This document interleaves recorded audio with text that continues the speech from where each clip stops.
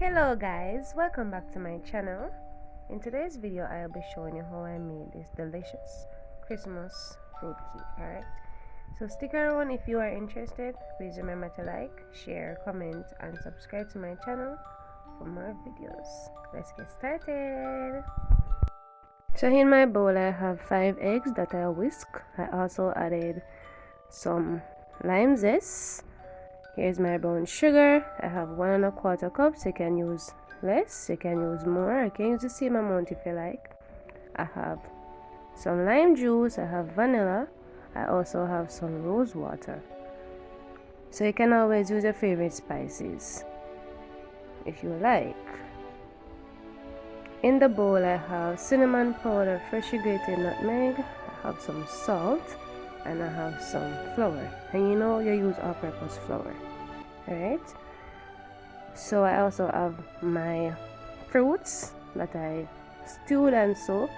I will leave the link down below where you can check it out if you haven't yet watched it. I also have my browning, and also I will be using some baking powder. So I will leave the correct measurement in the description box below. I also have 2 sticks of room temperature butter. So with the eggs now, I like to add my lime juice and my vanilla and my rose water. Also, as I said before, I added the lime zest. The reason being I like to add them to the eggs before I start making the cake. I don't like eggs, especially when it tastes raw. So if I don't do this step, I can't eat the cake.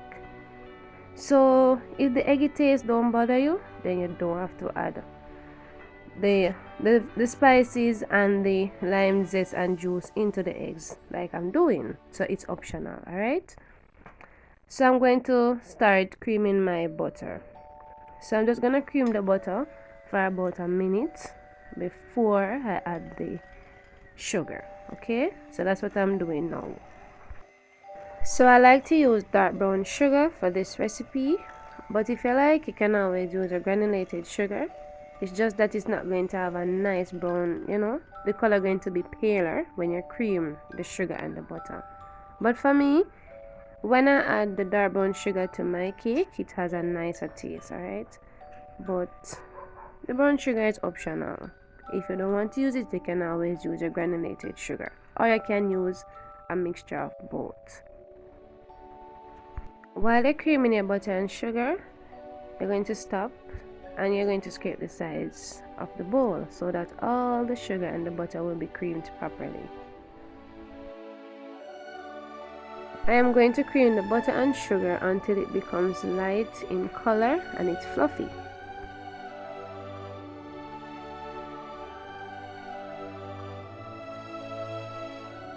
So I am finished creaming my sugar and butter, and as you can see guys, it looks fluffy and it's lighter in color. So I'm going to start adding my eggs, but I'm going to add it in about 3 or 4 times. Alright, so you're going to notice that when you start beating the eggs, it starts to become curdle. So if you don't like it, you can always add a little flour each time you add the egg. Alright, like a teaspoon of flour. But the curdling don't bother me, so I'm just gonna leave it. Alright, so after I'm finished adding my eggs, I'm going to add my fruits. So you can add as much or as little fruits as you like, depending on how fruit you want it to taste. You add the fruits, but I'm going to add 2 cups of fruit. Alright, fruit mixture. So after I add it, I'm going to add my browning, and I'm also going to add some molasses. For me, the molasses give it a nice taste, so the molasses is optional, but if you want to add it, you can. Alright, so I'm going to add the browning to my preference. So if you like a darker cake, you add more browning. So I like to add like a 2-to-1 ratio, whereas if I'm going to add 2 teaspoons of browning, I add 1 teaspoon of molasses. So depending on how much browning you add in, you add the molasses depending on the ratio. Alright, so you can always just gradually add them and check to see if it reaches your desired color.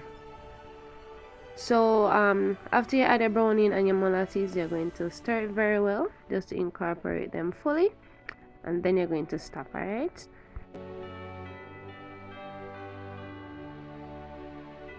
So now I'm going to combine my dry ingredients together. So you don't want it to, some parts have the salt, some parts have the cinnamon powder. So I want all of it to be fully incorporated, alright? So just mix it very well, and remember to use baking powder and not baking soda, if you're going to have a hard cake, alright?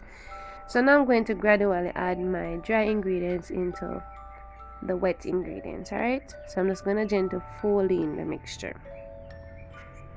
Because you have to gently mix it so you don't have a dense cake, alright? The more you mix the cake, your cake going to crack, alright? And we don't want a cracked cake. We want a nice, soft and moist cake, alright? So you just gently mix it. I forgot to mention that I sifted my flour off camera.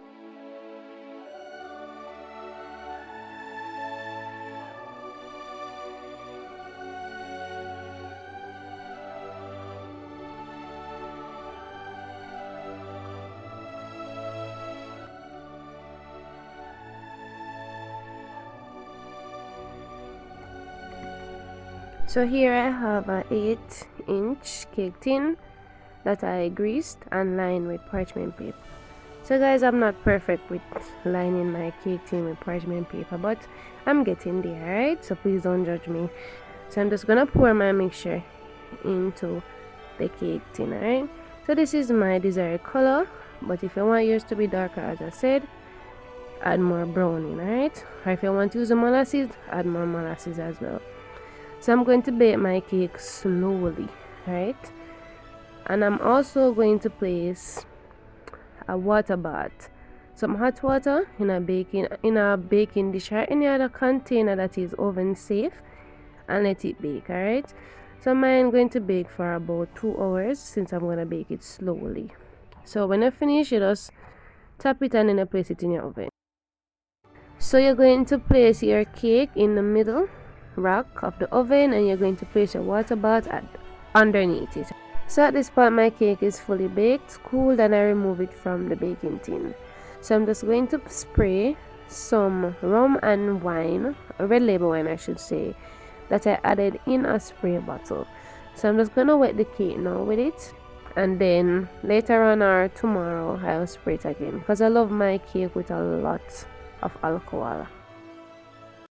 So guys, I must say that my family members, they were so excited to taste the cake, so they cut a slice off camera. So I'm gonna cut one now and let you see how moist it is, alright?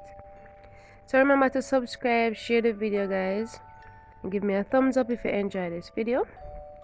Also stick around for more interesting, tasty and delicious recipes, alright?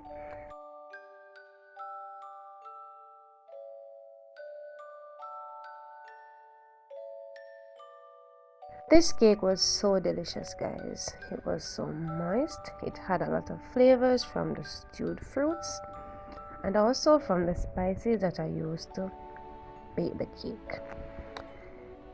It wasn't eggy. As I said, I don't like when it have an eggy raw taste. I can't eat it. So the method that I used with the egg, it really worked, alright?